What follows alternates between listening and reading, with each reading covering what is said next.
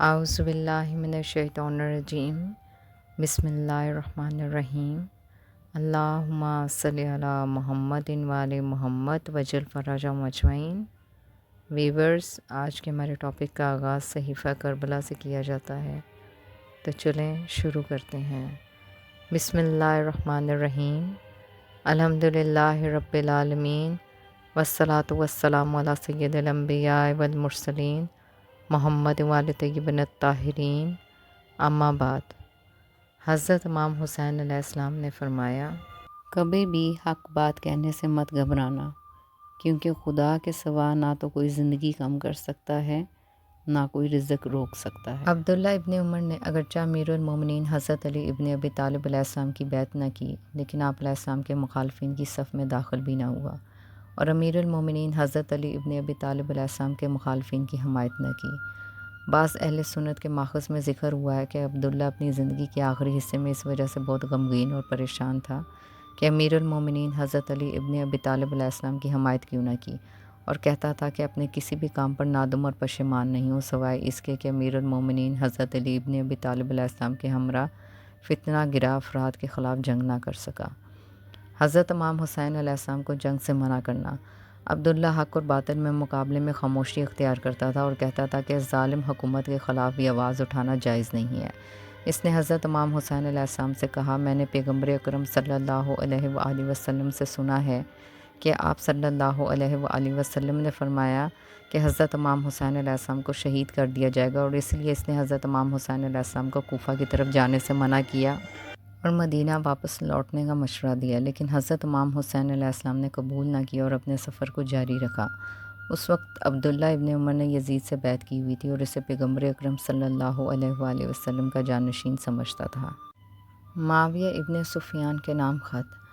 عبداللہ ابن عمر نے معاویہ کو خط لکھا اور کہا، تم نے سمجھا ہے کہ کیونکہ میں نے امیر المومنین حضرت علی ابن ابی طالب علیہ السلام مہاجرین کو چھوڑ دیا، اس لیے تمہارا ساتھ دوں گا، اور یہ جو کہا ہے کہ میں نے امیر المومنین حضرت علی ابن ابی طالب علیہ السلام کی بیعت نہیں کی، اس کی وجہ صرف یہ ہے کہ اس بارے میں پیغمبر اکرم صلی اللہ علیہ وآلہ وسلم کی کوئی وصیت مجھے یاد نہیں تھی، اس لیے مجبوراً میں نے بے طرفی اختیار کی اور خود سے کہا ہے کہ اگر یہ ہدایت کا راستہ ہے تو زیادہ زیادہ یہی ہے کہ میں ثواب سے محروم ہو جاؤں گا، اور اگر گمراہی کا راستہ ہے تو اس سے مجھے نجات مل جائے گی، اس لیے اس کے بعد مجھ سے کوئی امید نہ کرنا۔ تبری نقل کرتا ہے کہ ابو موسیٰ اشرا سے سوال کیا کہ کس شخص کو امت کی سرپرستی کے لیے انتخاب کیا جائے۔ اس نے عبداللہ ابن عمر کا کہا، لیکن عبداللہ ابن عمر نے یہ قبول نہ کیا اور کہا کہ میں معاویہ کو لوگوں کی سرپرستی کے لیے انتخاب کرتا ہوں۔ اسی طرح معاویہ نے خلافت کے بارے میں اپنے بیٹے یزید سے کہا کہ مجھے چند افراد سے ڈر لگتا ہے کہ وہ خلافت کو لے لیں گے، ان میں سے ایک عبداللہ ابن عمر ہے، اور اس کے بعد کہا کہ عبداللہ نے عبادت اور پارسائی کو اپنا پیشہ بنایا ہوا ہے، اس لیے اگر سب لوگ تمہاری بیعت کریں گے تو سب کے بعد وہ بھی تمہاری بیعت کر لے گا۔ یزید ابن معاویہ کی بیعت۔ معاویہ کی وفات کے بعد مدینہ کے حاکم ولید بن عتبہ نے عبداللہ ابن عمر سے کہا کہ وہ یزید کے ساتھ بیعت کرے۔ عبداللہ نے کہا کہ اسے اختلاف پسند نہیں ہے، لیکن اگر سب لوگوں نے بیعت کر لی تو وہ بھی کر لے گا، اور چونکہ اس نے کوئی مخالفت نہ کی اس لیے اسے چھوڑ دیا گیا۔ واقدی کہتا ہے کہ ولید بن عتبہ جب ابن زبیر اور حضرت امام حسین علیہ السلام سے بیعت نہ لے سکا تو وہ رات کے وقت مکہ کی طرف روانہ ہوا۔ راستے میں عبداللہ ابن عمر نے اسے دیکھا اور سوال کیا کہ مدینے میں کیا خبر چل رہی ہے۔ اس نے کہا، معاویہ کی موت اور یزید ابن معاویہ کی بیعت۔ ابن عمر نے اس سے کہا کہ خدا سے ڈرو اور مسلمانوں کے اکٹ کو نہ بکھیرو۔ اس کے بعد کچھ عرصے تک مدینہ رہا، اور جب دیکھا کہ مختلف شہروں کے لوگ یزید ابن معاویہ کے ساتھ بیعت کر رہے ہیں تو وہ بھی ولید کے پاس گیا اور بیعت کر لی، اور کہا اگر خیر بھلائی ہے تو راضی ہیں، اور اگر مصیبت ہے تو صبر کریں گے۔ کچھ مدت کے بعد جب لوگوں نے یزید ابن معاویہ سے بیعت توڑی تو عبداللہ ابن عمر نے اپنے بیٹوں سے کہا کہ یزید کے ساتھ ہماری بیعت اللہ تعالیٰ اور اس کے رسول صلی اللہ علیہ وآلہ وسلم کے ساتھ بیعت تھی، اور میں نے پیغمبر اکرم صلی اللہ علیہ وآلہ وسلم سے سنا ہے کہ اگر کوئی اپنی بیعت کو توڑے تو اس کا ٹھکانہ جہنم ہے، اس لیے اگر کوئی یزید سے بیعت توڑے گا تو میرا اس کے ساتھ کوئی رابطہ نہیں رہے گا۔ اس کے بعد کہا گیا ہے کہ عبداللہ ابن عمر نے حجاج کے ساتھ بیعت کی۔ وہ رات کو تاکہ اسے لوگ نہ دیکھیں حجاج کے گھر بیعت کے لیے جاتا ہے، اور حجاج بھی اس لیے اپنے پاؤں کو کمبل سے باہر نکالتا ہے اور اسے کہتا ہے کہ اس کے پاؤں کے ساتھ بیعت کرو۔ عبداللہ ابن عمر آخری سن 73 ہجری کو 84 سال کی عمر میں اس دنیا سے چل بسا، اور فق کے علاقے میں مہاجرین کے قبرستان میں دفن ہوا۔ پس عبداللہ ابن عمر کو حضرت امام حسین علیہ السلام کی جب روانگی کی خبر ملی، وہ بھی آپ علیہ السلام کے پاس آیا اور درخواست کی گمراہ لوگوں سے سمجھوتا کر لیجیے۔ اس طرح آپ علیہ السلام کو جنگ اور مارے جانے سے ڈرایا۔ حضرت امام حسین علیہ السلام نے جواب دیا، اے ابو عبد الرحمن، کیا تم نہیں جانتے کہ خدا کے نزدیک دنیا کے حقیر ہونے کا ایک نمونہ یہ ہے کہ یحییٰ بن زکریا علیہ السلام کا سر بنی اسرائیل کی ایک بدکار عورت کے پاس ہدیے کے طور پر بھیجا گیا؟ کیا تم نہیں جانتے کہ بنی اسرائیل نے طلوع فجر سے طلوع آفتاب تک خدا کے 70 پیغمبر قتل کیے تھے اور روزمرہ کے امور میں ایسے مشغول تھے جیسے کچھ ہوا ہی نہیں؟ انہیں عذاب میں مبتلا کرنے میں خدا نے جلدی نہیں کی، ہاں وقت پر ان سے انتقام لیا۔ اے ابو عبد الرحمن، خدا سے ڈرو اور میری مدد کرنے سے گریز نہ کرو۔ جابر ابن عبداللہ انصاری، آپ بھی حضرت امام حسین علیہ السلام کے پاس آئے اور درخواست کی کہ مکہ مکرمہ سے نہ جائیے، لیکن حضرت امام حسین علیہ السلام نے وہی جواب دیا جو دوسرے افراد کو دے چکے تھے۔ جابر بن عبداللہ انصاری حضرت محمد صلی اللہ علیہ وآلہ وسلم کے وہ صحابی ہیں جنہوں نے عقبہ کی دوسری بیعت میں آپ صلی اللہ علیہ وآلہ وسلم کے ہاتھ پر بیعت کی۔ وہ کثیر الحدیث صحابی اور حدیث لو کے راوی ہیں۔ حدیث لو میں حضور پاک صلی اللہ علیہ وآلہ وسلم نے شیعہ ائمہ علیہ السلام کے اسماء مبارک کو ذکر فرمایا ہے۔ جابر کے والد رسول خدا صلی اللہ علیہ وآلہ وسلم پر ہجرت سے پہلے ایمان لائے اور دوسری بیعت عقبہ میں رسول خدا صلی اللہ علیہ وآلہ وسلم کے ساتھ عہد کیا، اور ان 12 نقیبوں میں سے ایک تھے جنہیں رسول خدا صلی اللہ علیہ وآلہ وسلم نے ان کے قبیلوں کے نمائندے کے طور پر مقرر کیا تھا۔ وہ غزوہ بدر میں شریک تھے اور غزوہ احد میں شہید ہوئے۔ ایک قول کے مطابق واقعہ کربلا کے 40 دن بعد یعنی اربعین حسینی کو کربلا پہنچے۔ آپ کو حضرت امام حسین علیہ السلام کے پہلے ظاہر ہونے کا شرف حاصل ہے۔ اسی طرح جابر بن عبداللہ انصاری ہی نے حضرت امام محمد باقر علیہ السلام کو حضرت ختمہ مرتبت صلی اللہ علیہ وآلہ وسلم کا سلام پہنچایا۔ جابر بن عبداللہ انصاری کا زندگی نامہ، نسب اور کنیت۔ ان کے پردادا عمرو بن حرام بن کعب بن غنم تھے اور ان کا سلسلہ نسب خزرج سے ملتا ہے۔ جابر کی کنیت ان کے بیٹوں کے ناموں کی مناسبت سے مختلف تاریخ منابع میں مختلف ہے، لیکن ان کی صحیح تر کنیت ابو عبداللہ مانی گئی ہے۔ بیعت رسول اکرم صلی اللہ علیہ وآلہ وسلم۔ جابر کی زندگی سے موصولہ سب سے پہلی اطلاعات کا تعلق دوسری بیعت عقبہ سے ہے جو بعثت کے 13ویں سال انجام پائی۔ اس بیعت میں وہ اپنے والد کے ساتھ تھے۔ وہ رسول خدا صلی اللہ علیہ وآلہ وسلم کے ہاتھ پر اوس اور قبیلہ خزرج کی بیعت کے کم سن ترین شاہد و گواہ ہیں۔ ان کی مدت عمر اور سال وفات کو مد نظر رکھتے ہوئے اندازہ لگایا جا سکتا ہے کہ بیعت عقبہ میں ان کی عمر 16 برس ہوگی۔ ازواج۔ سن 3 ہجری میں غزوات ذات الرقہ سے پہلے جابر نے سہیمہ بنت مسعود بن اوس نامی بیوہ خاتون سے شادی کی تاکہ والد کی شہادت کے بعد اپنی 9 بہنوں کی بہتر سرپرستی کر سکیں۔ اس زمانے میں جابر کو معاشی مسائل کا سامنا تھا اور انہیں والد کے کچھ قرضے ادا کرنے تھے۔ کچھ عرصے بعد سن 4 ہجری میں غزوات ذات الرقہ سے واپسی کے وقت رسول خدا صلی اللہ علیہ وآلہ وسلم نے جابر کا حال پوچھا اور آبرومندانہ انداز سے ان کے قرضے ادا کیے اور ان کے لیے طلب مغفرت کی۔ جابر کی اولاد میں عبد الرحمن، محمد، محمود، عبداللہ اور عقیل شامل ہیں۔ افریقہ اور بخارا میں جابر سے منسوب افراد اور خاندانوں کے بارے میں روایت موجود ہے کہ ان کی نسل ایران میں موجود ہے اور اس خاندان کے مشہور ترین فرد معاصر دور کے عظیم المرتبط شیعہ فقیہ اور اصولی شیخ مرتضیٰ انصاری تھے۔ جنگوں میں شرکت۔ مکہ مکرمہ سے رسول خدا صلی اللہ علیہ وآلہ وسلم کی ہجرت مدینہ کے وقت جابر ان نوجوانوں میں شمار ہوتے تھے جو آپ صلی اللہ علیہ وآلہ وسلم کے بیشتر غزوات اور سرایا میں شریک تھے اور صرف غزوہ بدر اور غزوہ احد میں شریک نہیں ہوئے تھے۔ ان 2 جنگوں میں عدم شرکت کا عذر والد کی اطاعت تھی جنہوں نے جابر کو اپنے بڑے کنبے کی سرپرستی سونپی تھی۔ تاہم بعض روایات میں انہیں بدری کہا گیا ہے اور انہوں نے خود بھی کہا ہے کہ میں جنگ بدر میں عابر ثانی پر معمور تھا۔ جن غزوات میں جابر نے شرکت کی ہے ان کی تعداد مختلف منابع نے مختلف بتائی ہے۔ انہوں نے خود کہا کہ رسول خدا صلی اللہ علیہ وآلہ وسلم کے 27 غزوات میں سے 19 میں شریک رہے ہیں۔ جابر نے بعض سرایا میں بھی شرکت کی اور ان سرایا کی روایات بھی نقل کی ہے۔ غزوہ حمر الاسد حمر الاسد جو سن 4 ہجری اور غزوہ احد کے بعد واقع ہوا اور یہ جابر کا پہلا جنگی تجربہ تھا۔ رسول خدا صلی اللہ علیہ وآلہ وسلم کے فرمان پر احد کے شرکاء کے سوا کسی کو بھی حمر الاسد میں شرکت کی اجازت نہ تھی۔ تاہم جابر غزوہ احد میں شریک نہ ہونے کے باوجود اس جنگ میں شریک ہوئے کیونکہ رسول خدا صلی اللہ علیہ وآلہ وسلم نے جنگ احد میں ان کی عدم شرکت کا عذر قبول فرمایا تھا۔ جنگوں میں جابر کا کردار۔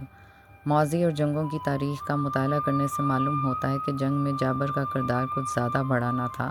وہ ایک نوجوان مومن تھے جو دوسرے مجاہدین کے ہمراہ بعض غزوات میں رسول خدا صلی اللہ علیہ وآلہ وسلم کے رکاب میں لڑتے تھے اور بعد میں بعض غزوات کے وقائع نگار کا کردار ادا کیا۔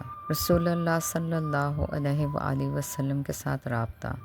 بعض روایات کے مطابق رسول خدا صلی اللہ علیہ وآلہ وسلم کے ساتھ جابر ابن عبداللہ انصاری کا رابطہ ہمیشہ دوستانہ اور محبت آمیز تھا۔ ایک دفعہ جابر ابن عبداللہ انصاری بیمار پڑ گئے تو رسول خدا صلی اللہ علیہ وآلہ وسلم ان کی عیادت کے لیے اس وقت تشریف لے گئے جب وہ اپنی تندرستی سے مایوس ہو چکے تھے۔ جابر نے بہنوں کے درمیان اپنے ترکے کی تقسیم کے بارے میں سوالات پوچھے تو رسول خدا صلی اللہ علیہ وآلہ وسلم نے ان کی حوصلہ افزائی کرتے ہوئے انہیں طویل عمر کی خوشخبری دی اور ان کے سوال کے جواب میں آیت نازل ہوئی جو آیت کلالہ کے نام سے مشہور ہوئی۔ خلفاء کا زمانہ۔ پہلی خلافت۔ جابر سے خلیفہ اول کے بارے میں کوئی بات نقل نہیں ہوئی ہے۔ وہ شاید ابتدا میں مدینے میں انصار اور مہاجرین کے ہمراہ تھے اور کچھ عرصے بعد امیر المومنین حضرت علی ابن ابی طالب علیہ السلام اور اہل بیت اطہار علیہ السلام کے حامیوں سے جا ملے۔ خلفائے راشدین کے دور میں جابر غالباً علمی اور تعلیمی امور میں مصروف تھے اور سیاسی اور عسکری معاملات سے دوری کرتے تھے۔ انہوں نے اس دور میں صرف ایک عسکری مہم میں شرکت کی جس کا تعلق خلیفہ ثانی کے دور کے آغاز میں اسلامی فتوحات سے تھا۔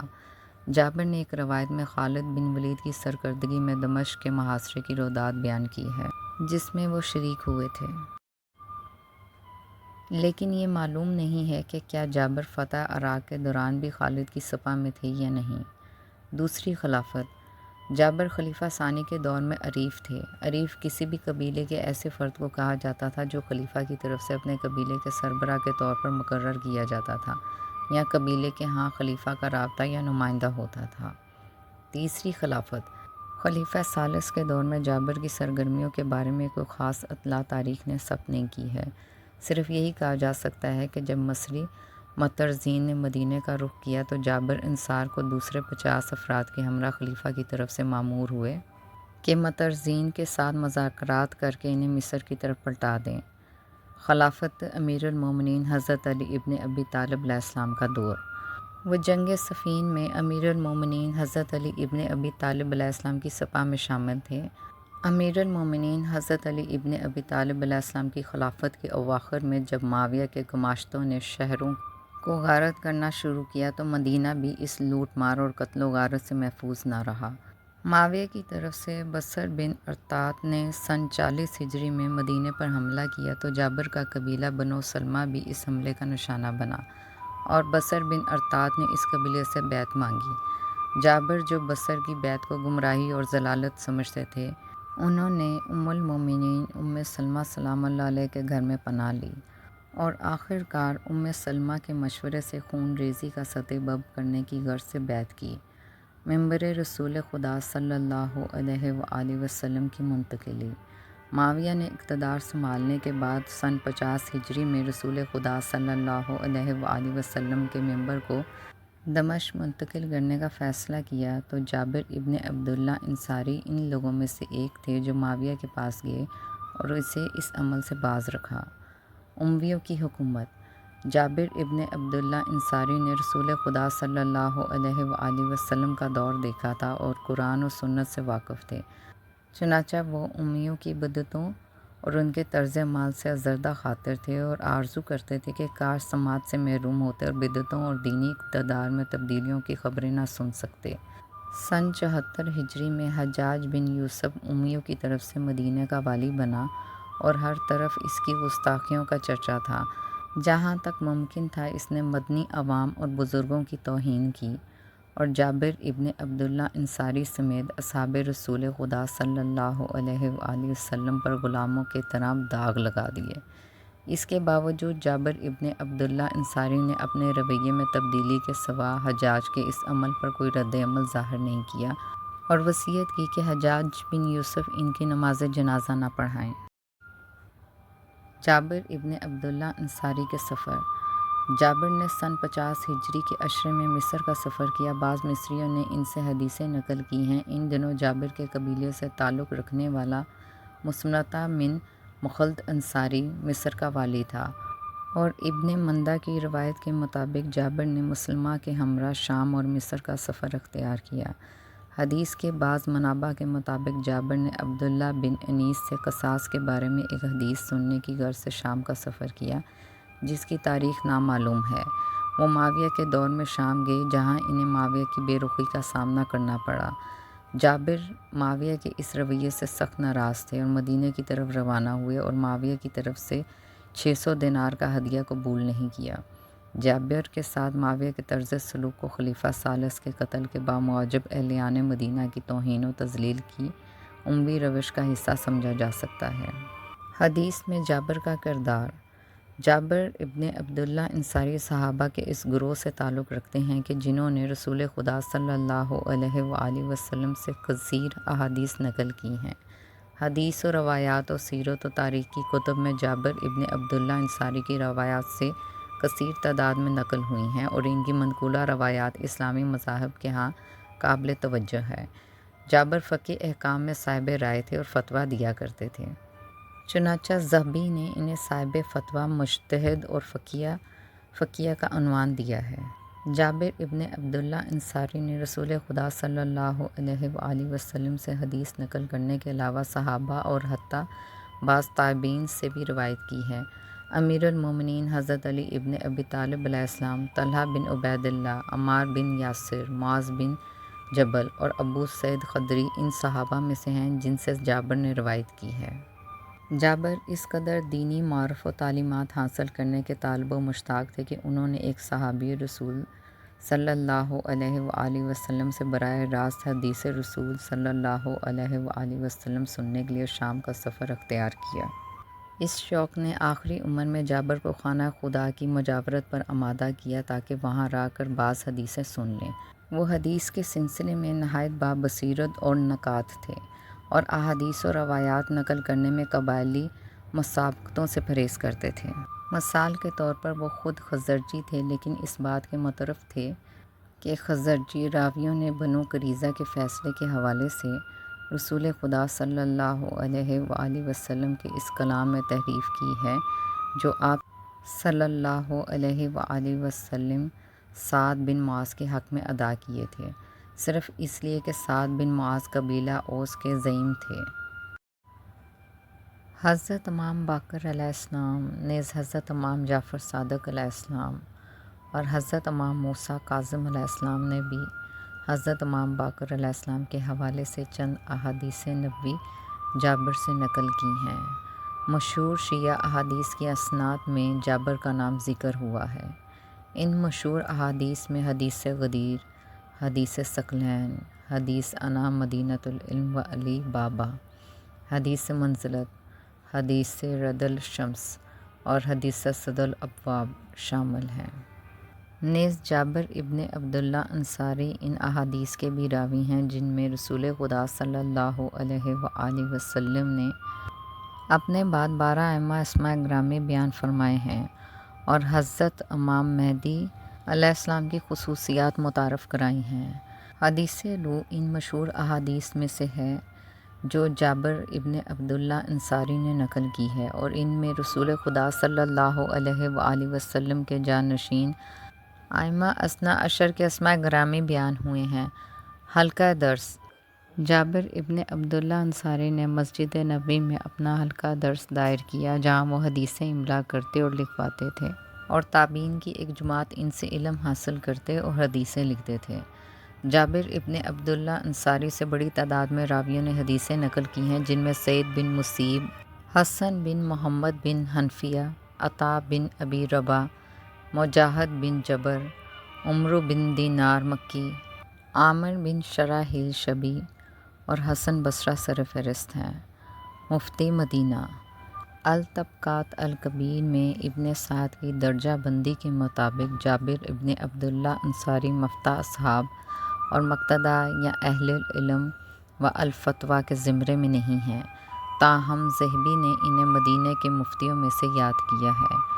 تفسیر قرآن قرآن کریم کی تفسیر میں جابر ابن عبداللہ انصاری سے بہت سی روایات منقول ہیں، جن سے تفسیر منابع میں استناد کیا گیا ہے۔ بعض آیات کے سلسلے میں جابر ابن عبداللہ انصاری کی تفسیری آراء شیعہ تفسیری آراء سے ہم آہنگ ہے۔ امامیہ کے ہاں منزلت و مقام امامیہ کے رجالی منابع میں جابر ابن عبداللہ انصاری کی شخصیت کو محترم اور قابل احترام قرار دیا گیا ہے۔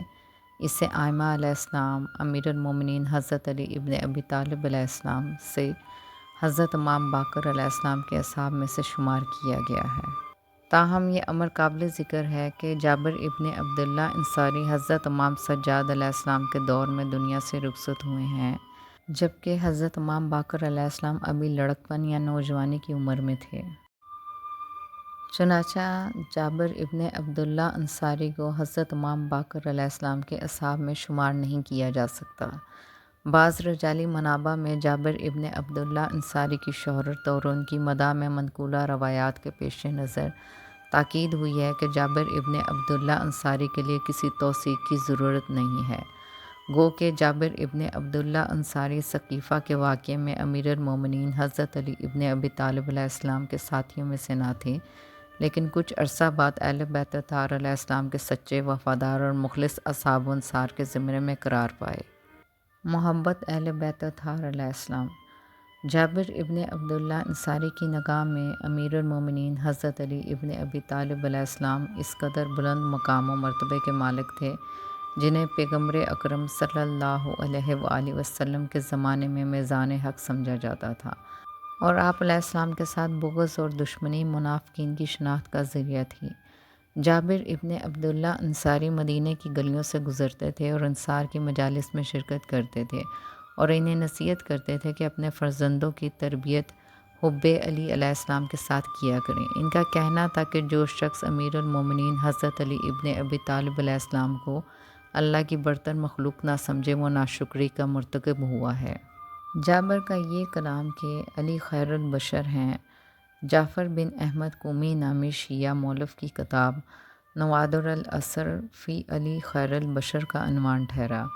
قمی نے اس کتاب کی 1/3 روایات جابر ابن عبداللہ انصاری سے نقل کی ہیں۔ جابر ابن عبداللہ انصاری اور واقعہ عاشوراء واقعہ کربلا اور شہادت حضرت امام حسین علیہ السلام کے وقت جابر ابن عبداللہ انصاری مدینہ کے مومن بزرگوں میں سے شمار ہوتے تھے اور رسول خدا صلی اللہ علیہ وآلہ وسلم کی ذریت کے لیے فکر مند تھے۔ حضرت امام حسین علیہ السلام نے عاشوراء کے روز میدان کربلا میں عبید اللہ ابن زیاد کی جانب سے بھیجے گئے لشکر سے خطاب کرتے ہوئے جابر ابن عبداللہ انصاری کا نام اپنے مداح کے گواہ کے طور پر پیش کیا۔ حضرت امام حسین علیہ السلام کی شہادت کے 40ویں روز جابر ابن عبداللہ انصاری آپ علیہ السلام کے اولین زائر تھے۔ حضرت امام زین العابدین علیہ السلام کی امامت کے آغاز پر آپ علیہ السلام کے اصحاب کی تعداد بہت کم تھی، اور جابر انہی اصحاب میں شامل تھے۔ وہ اپنے بڑھاپے کی وجہ سے حجاج بن یوسف ثقفی کے تعاقب سے محفوظ تھے۔ حضرت امام باقر علیہ السلام کی ملاقات حضرت امام محمد باقر علیہ السلام کے ساتھ جابر ابن عبداللہ انصاری کی ملاقات کا واقعہ ماخذ و مصادر میں نقل ہوا ہے۔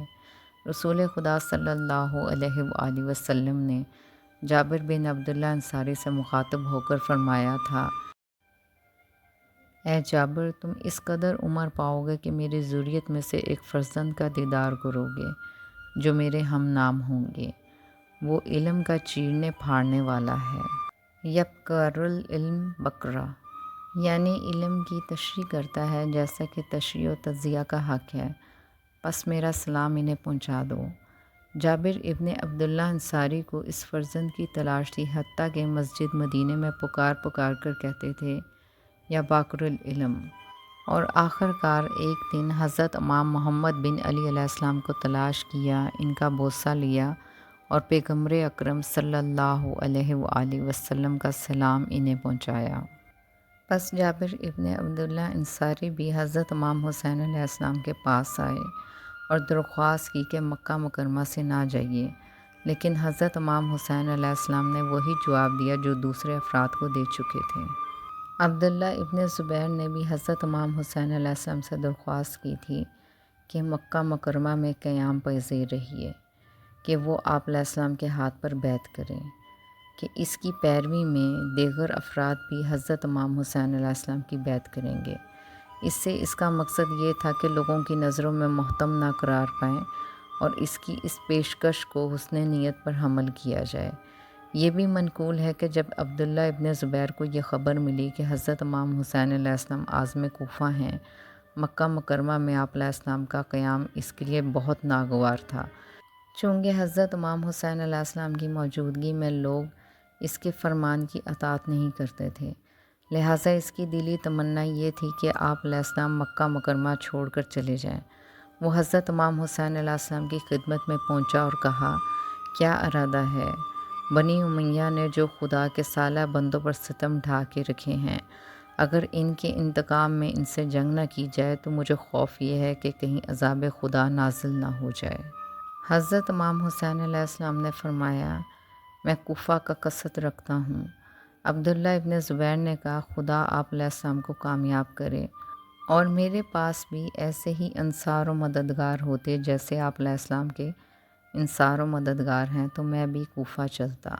حضرت امام حسین علیہ السلام کے اس اقدام سے عبداللہ ابن زبیر دلی طور پر بہت خوش ہوا، لیکن اتہام سے بچنے اور ظاہرداری کو محفوظ رکھنے کی وجہ سے حضرت امام حسین علیہ السلام سے عرض کی کہ اگر آپ علیہ السلام یہی قیام کریں، ہمیں اور اہل حجاز کو اپنی بیعت کی دعوت دیں تو ہم دوڑ کر آپ علیہ السلام کی بیعت کریں گے، کیونکہ ہم یزید اور اس کے باپ معاویہ سے زیادہ آپ علیہ السلام کو خلافت کا اہل سمجھتے ہیں۔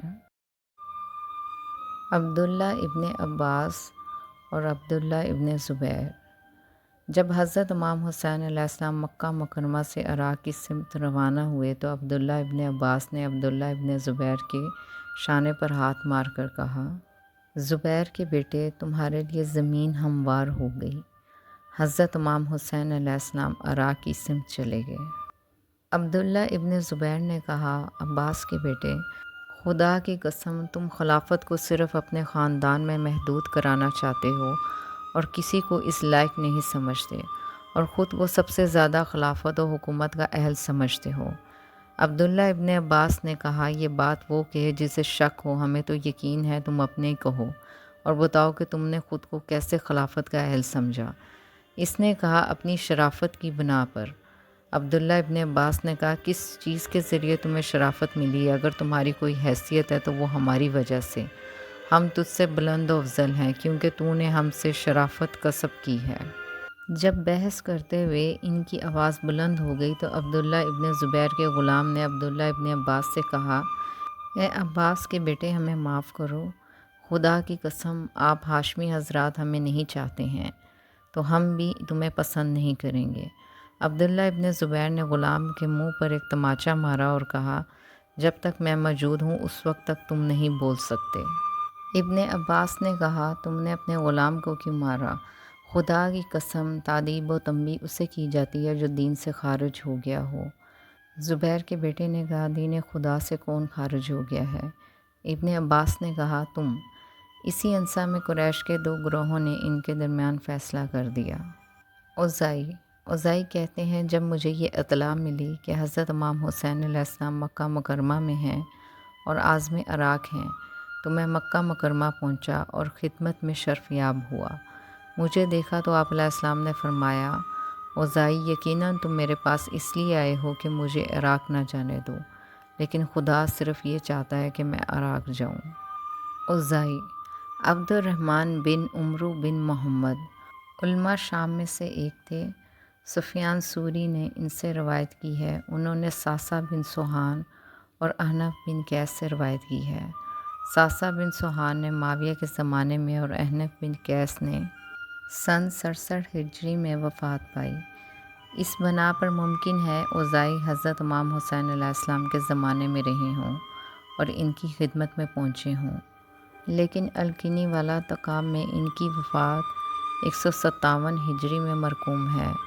اس وقت سانحہ کربلا کو 96 سال گزر چکے تھے۔ عبداللہ ابن جعفر کا خط۔ نسب نامہ: عبداللہ ابن جعفر بن ابی طالب بن عبد المطلب قرشی ہاشمی، کنیت ابو جعفر یا ابو ہاشم، رسول اکرم صلی اللہ علیہ وآلہ وسلم، امیر المومنین حضرت امام علی علیہ السلام اور حضرت امام حسن علیہ السلام کے اصحاب میں سے تھے۔ آپ کے والد جعفر امیر المومنین حضرت علی ابن ابی طالب علیہ السلام کے بھائی اور آپ کی والدہ اسماء بنت امیس تھیں۔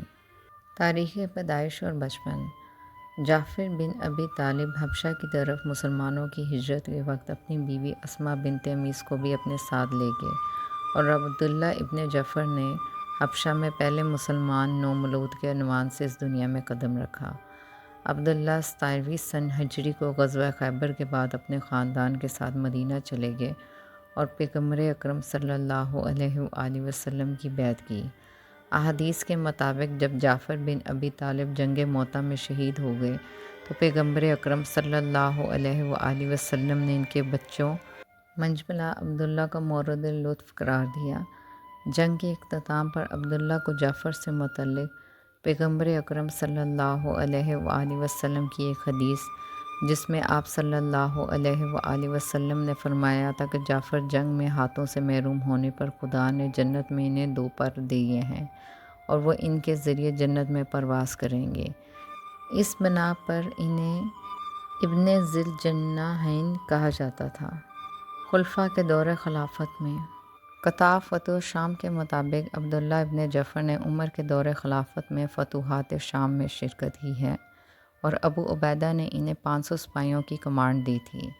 عثمان کے دور خلافت میں ابو ذر غفاری کی ربضہ جلاوطنی کے موقع پر عبداللہ ابن جعفر امیر المومنین حضرت علی ابن ابی طالب علیہ السلام کی پیروی میں ابو ذر غفاری کو مدینے سے باہر تک خدا حافظی کے لیے آئے۔